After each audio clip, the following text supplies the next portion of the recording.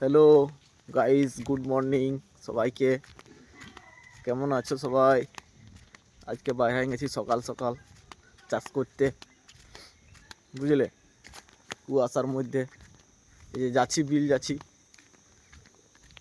খুড়ারা যারা যারা চাষ করছো বলবে কে কি ধান লাগাছো, আমিও লাগাবো বিঘা চারেক। পুরা কেরানের জলে ডুবাই নিয়েছি বিলটাকে, আর এই যে লাগানো স্টার্ট করে দেবো। পুরা কুয়াশায় কুয়াশা, দেখে এলো একবার ভিউটা, ঠিক আছে গাইস। ধান লাগাবো, এই যে ভিতা ছাঁটতে যাচ্ছি, ঘোগ বাঁধাচ্ছি ঘোগ, কারণ জল বহুত বাইরে গেছে। পুরা কেরানের জল গদগদান দিছে, তো সেই জলে ধান লাগাবো বলছে। আমি চলে এসেছি সকাল সকাল, এই যে, ঠিক আছে। পুরা জল আসছে, পুরা জল আসছে, পুরা গদগদান দিছে। পুরা 4-5 বিঘায় লাগাই দেবো ধান, ঠিক আছে। এই হচ্ছে আমার জমি, জল হচ্ছে, এই হচ্ছে জমি, ঠিক আছে। এটাই ধান লাগাতে হোক পুরা, ঠিক আছে না।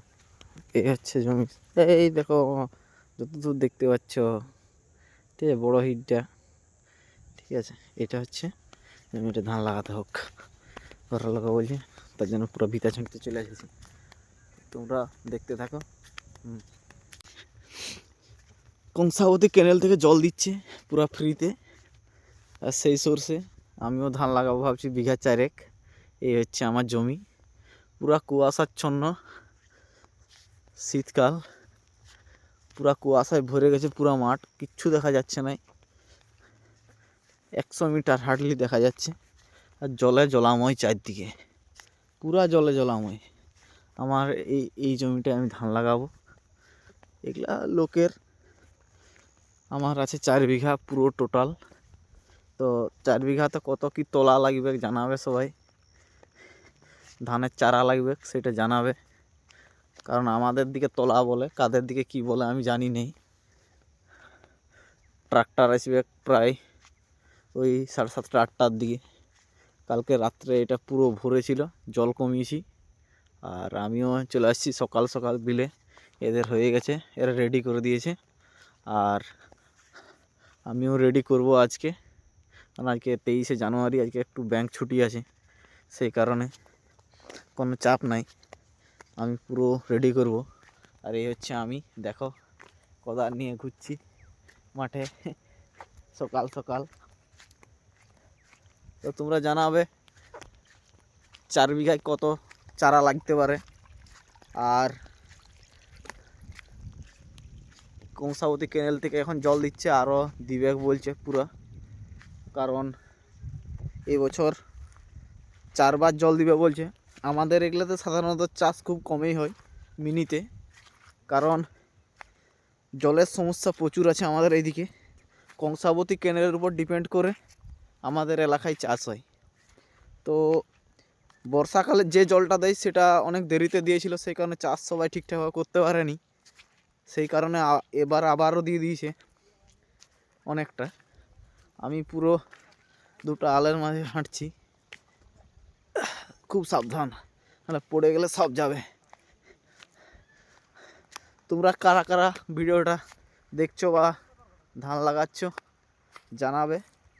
পুরো জল আছে, জলে জলাময়, খুব সাবধান। আমি জুতা পরে চলে এসেছি বলে স্লিপ করছি, তো বুঝতেই পারছো চাষি ঘরের বটি, চাষ না করলে চলবে নাই, আর চাষ করতেই হবে, চাষেই জীবন। খাবো কি, এখন হয় রেশনের চাল দিচ্ছে কোনো ব্যাপার নাই, কিন্তু যখন বন্ধ হয়ে যায়, সেই কারণে দেখো সামনে দিয়ে রাস্তাটা একবার দেখো কীভাবে যাচ্ছি, এইভাবে যাচ্ছি, পুরা জলে চলাময়।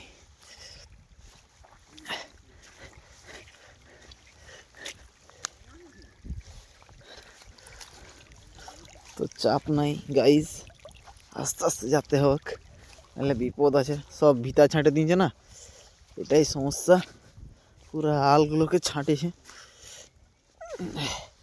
আমরা যেমন চুল কাটি সেরকম মাঠে ধান লাগানোর আগে চারিদিকে ছাঁটা হয় আল, সেই আল ছাঁটেছে সবাই। পুরো জলটা দেখো গাইস, এগুলো তো মিনিতে চাষ হয়, কিন্তু আমাদের মিনি টিনি নাই, সম্ভবত চাষ করিনি, কিন্তু এইবারে চাষ করব। পুরো 4 বিঘাতে চারা কেনার ব্যবস্থা করেছি, প্রায় 300 টাকা মতো পন নেবে, বুঝতে পারছো? পন মানে যারা জানো তারা কমেন্টে জানাও, পন মানে কটা হয় আটিতে জানাবে। তো দেখো গাইস তোমরা সবাই ভিডিওটা, এই দেখো পুরো জল আছে আর আমিও যাচ্ছি, ঠিক আছে? চলো দেখা হচ্ছে অন্য ভিডিওয়, আজকের এই পার্ট 2-তে।